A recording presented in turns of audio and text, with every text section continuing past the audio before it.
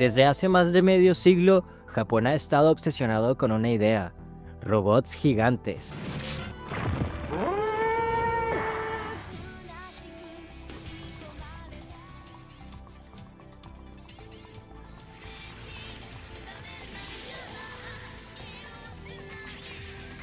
No es coincidencia ni una moda pasajera, es una historia que comenzó en las cenizas de la posguerra y se transformó en uno de los géneros más influyentes del anime. En este video exploraremos la historia del género mecha y de dónde viene la fascinación japonesa por la tecnología y por extensión la nuestra como fans globales.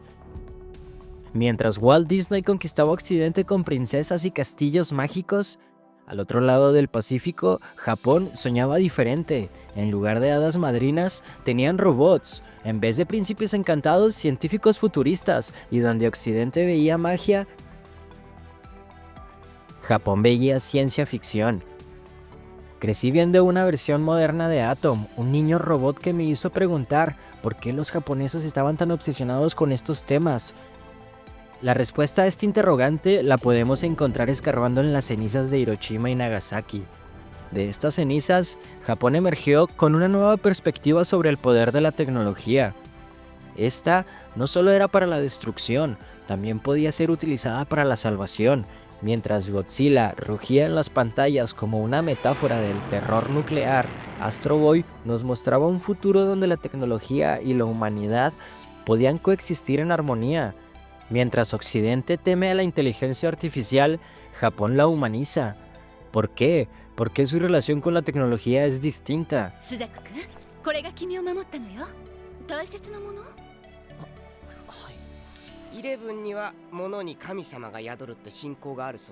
En la tradición sintoísta, todo tiene alma, incluso las máquinas. Es por eso que los androides de Pluto buscan justicia, que los cyborgs de Ghost in the Shield se preguntan qué significa ser humano, que Astro Boy, un robot, representa la pureza y la bondad que a veces la humanidad olvida. Japón no solo vive el futuro, lo sueña, lo teme y lo cuenta mejor que nadie.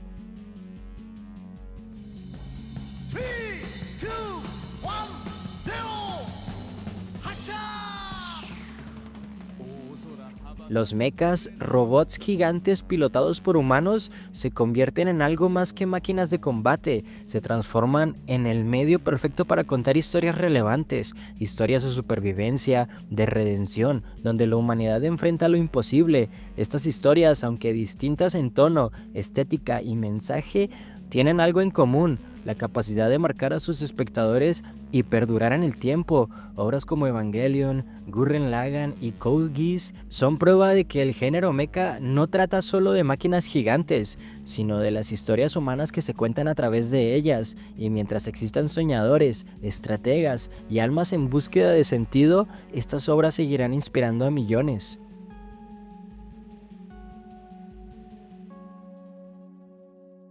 En 1952, cuando Osamu Tezuka creó esta obra, estableció los cimientos de lo que se convertiría en la narrativa moderna del anime, especialmente en el género mecha. En un Japón que aún sanaba sus heridas de la guerra, un niño robot llegó para enseñarnos que incluso las máquinas podían mostrar compasión.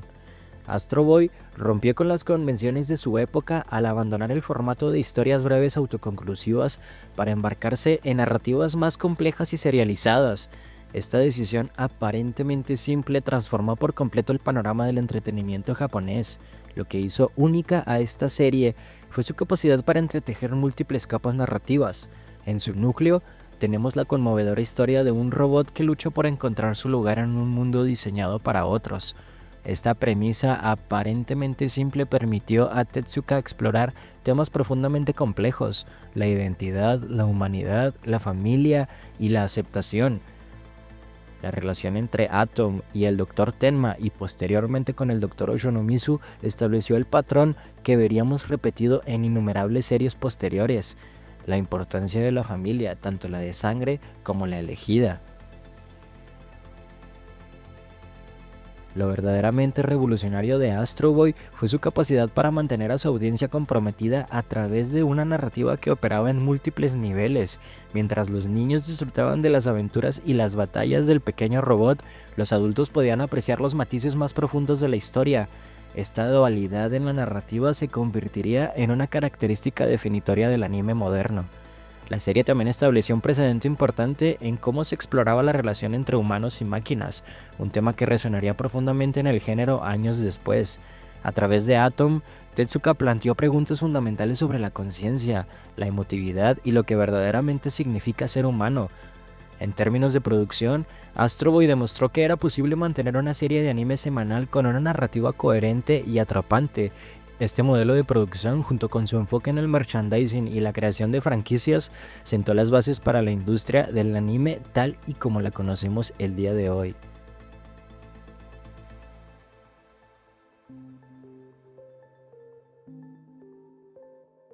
Si Astro Boy estableció las bases narrativas del anime, Tetsujin 28 Go dio el primer paso hacia lo que conoceríamos como el género mecha propiamente dicho. Esta obra nos planteó una nueva pregunta: ¿qué se siente estar al mando de un gigante de acero, una máquina que amplifica nuestra voluntad, el vehículo definitivo al servicio de la humanidad? Yokohama, quien fue testigo de cómo su ciudad natal era destruida por cargueros, imaginó el arma perfecta para proteger lo que le importaba.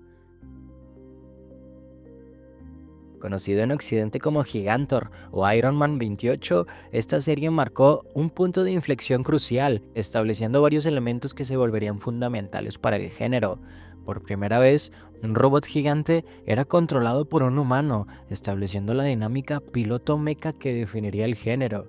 Este concepto confiere la responsabilidad a un piloto de utilizar un robot como herramienta de defensa, y consigo la idea de que la tecnología podría ser tanto una amenaza como una salvación, dependiendo de quién la controlara. Y aunque no podemos negar la importancia de este anime para el género, nadie estaba preparado para lo que la siguiente década traería, cuando un hombre llamado Go Nagai redefinió lo que un robot gigante podía ser.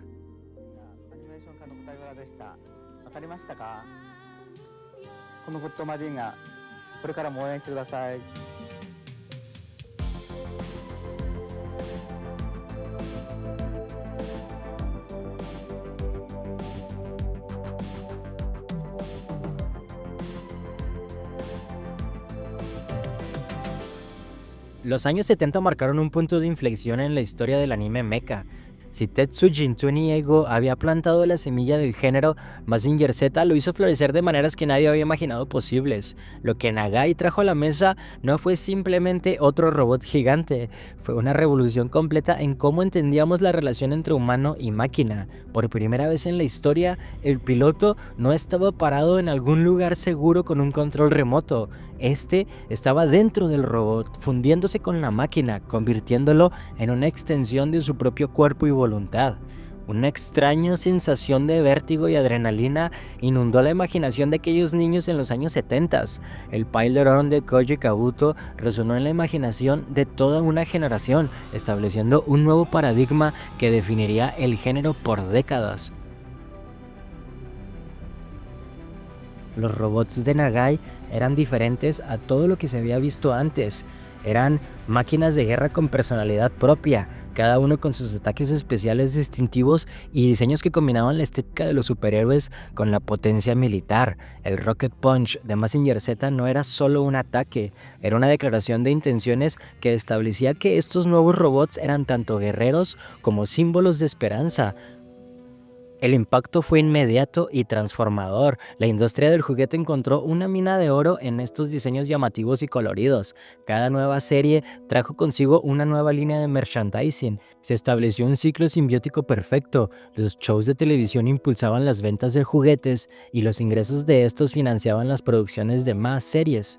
Sin embargo, este mismo éxito comenzó a mostrar sus limitaciones. Los diseños debían ser cada vez más llamativos, los colores más brillantes y las historias más simples y directas. Todo se desarrollaba pensando primero en el potencial del merchandising y después en la narrativa. El género corría el riesgo de quedarse atrapado en su propia fórmula del éxito. Pero mientras el género parecía alcanzar su techo creativo bajo el peso de las expectativas comerciales, nadie imaginaba que en 1979 un joven llamado Tomino estaba a punto de sacudir los cimientos del género con una serie que cambiaría todo.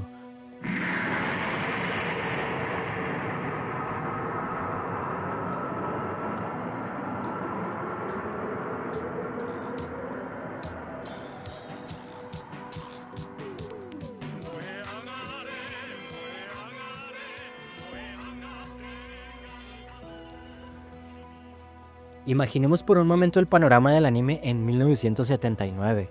Las tiendas rebosaban de juguetes brillantes y coloridos, mientras que los niños corrían por las calles imitando los ataques especiales de sus héroes robóticos favoritos.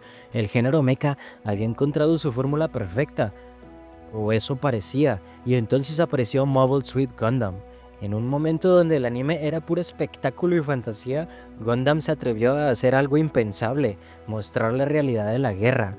No había héroes inmaculados ni villanos obvios, solo había personas atrapadas en un conflicto que los sobrepasaba. Sus robots no eran salvadores míticos, eran máquinas militares, herramientas de guerra fabricadas en serie, tan grises y utilitarias como los tanques o los aviones de combate.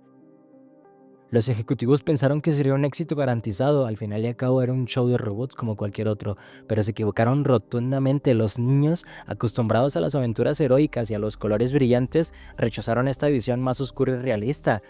Las ventas de juguetes se desplomaron, la serie fue cancelada antes de completar su curso, parecía el fin de un experimento fallido, pero el destino tenía otros planes.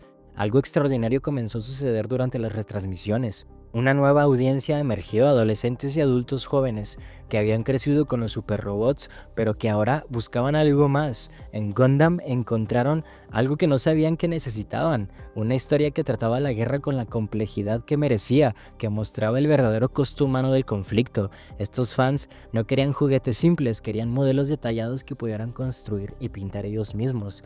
Así nació la línea Gunpla y con ella todo un nuevo mercado. Gundam no solo había sobrevivido, había revolucionado la industria. Lo que comenzó como un fracaso comercial se convirtió en el nacimiento de una nueva era. Gundam demostró que el género mecha podría ser más que entretenimiento infantil, podía ser un vehículo para historias maduras, complejas y profundamente humanas. La revolución que inició apenas comenzaba y los años 80 serían testigos de cómo esta semilla plantada en 1979 florecería de formas que nadie podría haber imaginado.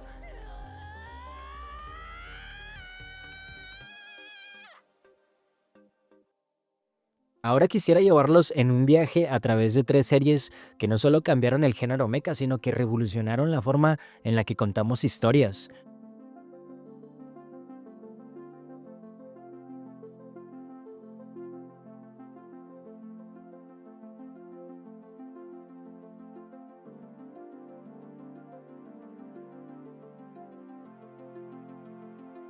Los años 90 comenzaron con una encrucijada. El cyberpunk dominaba con Akira y Ghost in the Shell. El brillante anime mecha de los años 80 parecía anticuado. El género necesitaba reinventarse. Nadie esperaba que esa reinvención vendría de la mente de un director luchando con su propia depresión. Gainax, un estudio que ya había demostrado su capacidad para innovar con obras como Gunbuster, dio un paso revolucionario con Neon Genesis Evangelion. Bajo la dirección del visionario Hideaki Anno, la serie se estrenó en octubre del 95, produciendo 26 episodios que cambiarían para siempre la industria del anime.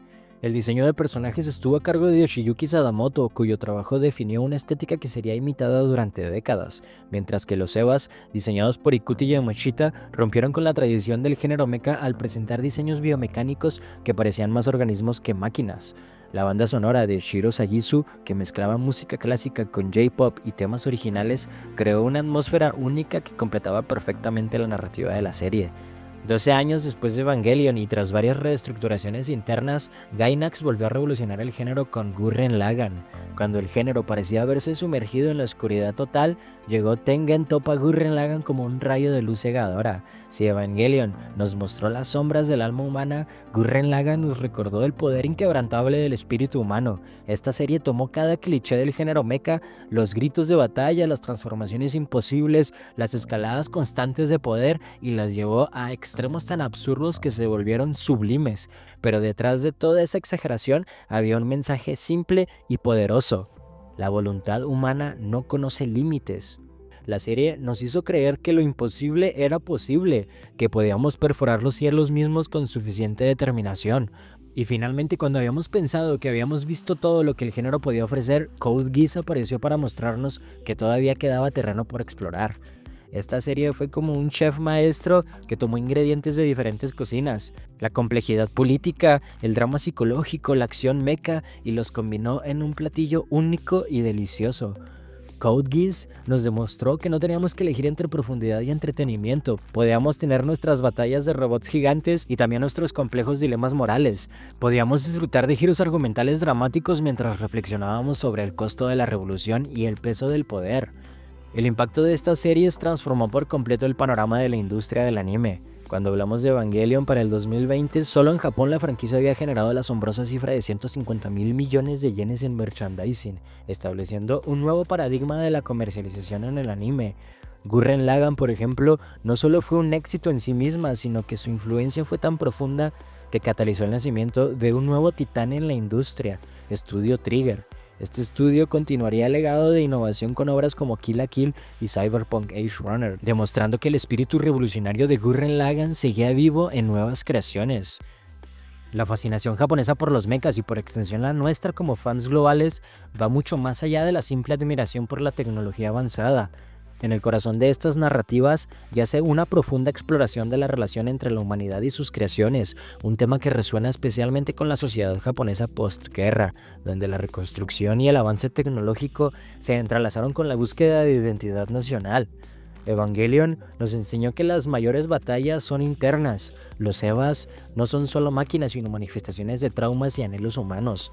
Gurren Lagann celebró la voluntad inquebrantable, recordándonos que la tecnología no nos define, sino que nos impulsa a superar nuestros límites. Y Code Geass mostró cómo el poder amplifica tanto nuestras virtudes como nuestras sombras, haciendo del launch un reflejo de la eterna lucha entre el idealismo y la tiranía. Estas historias siguen cautivando porque no son sobre robots, sino sobre nosotros, sobre nuestros miedos, nuestras esperanzas y nuestra lucha por encontrar significado en un mundo cada vez más tecnológico. Lo viste en The Curiosity.